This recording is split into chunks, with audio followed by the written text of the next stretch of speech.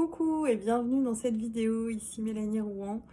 J'espère que tu te portes bien et aujourd'hui je te propose de parler de lithothérapie.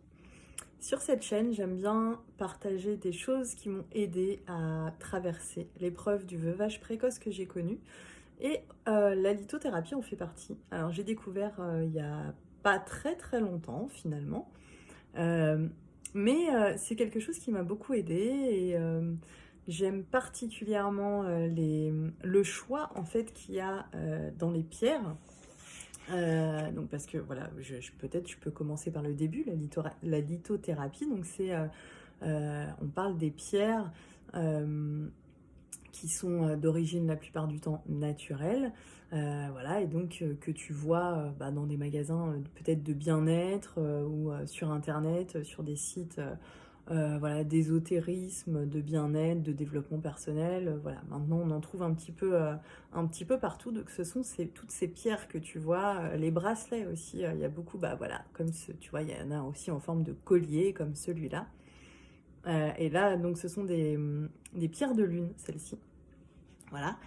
Donc tout ça, c'est la lithothérapie. Et chaque pierre, en fait, aurait eh bien, des vertus particulières qui, quand elles sont entretenues, peuvent du coup eh bien, dégager, irradier de leur énergie sur toi, donc sur ta propre énergie, sur notre propre énergie, et donc nous transmettre leurs bienfaits.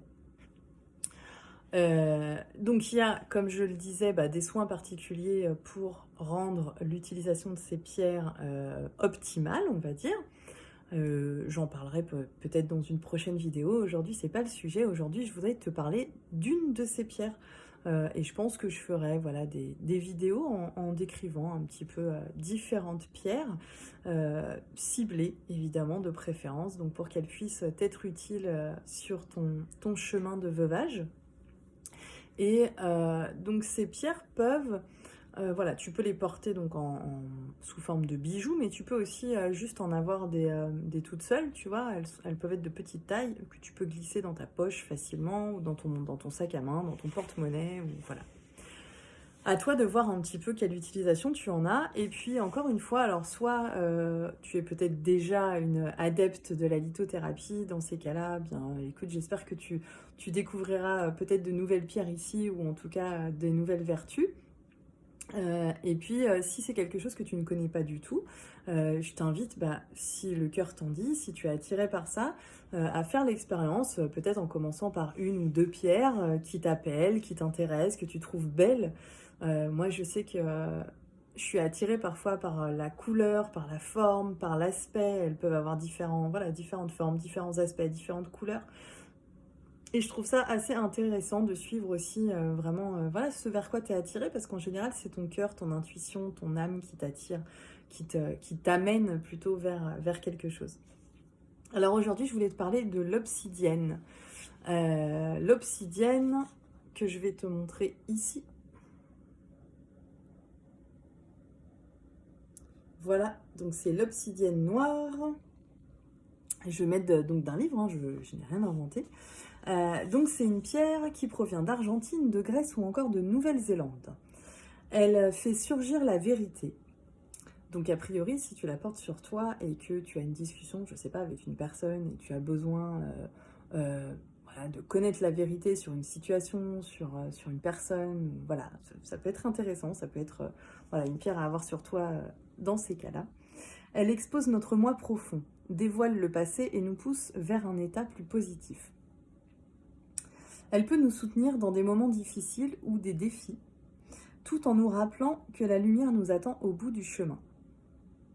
Donc c'est une pierre qui apporte particulièrement le positif, l'espoir, et c'est ce qui me plaît beaucoup dans cette pierre.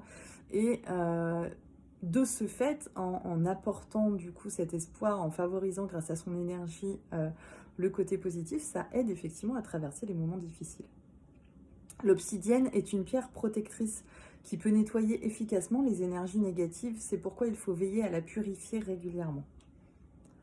Il faut elle fait taire, pardon, le brouhaha mental et l'indécision. Ça aussi, ça peut être quelque chose d'assez intéressant quand on a beaucoup de pensées, beaucoup de choses qui nous traversent la tête et que parfois on a du mal à faire pause, mais qu'on aimerait bien avoir cette fameuse télécommande là pour faire pause sur notre esprit.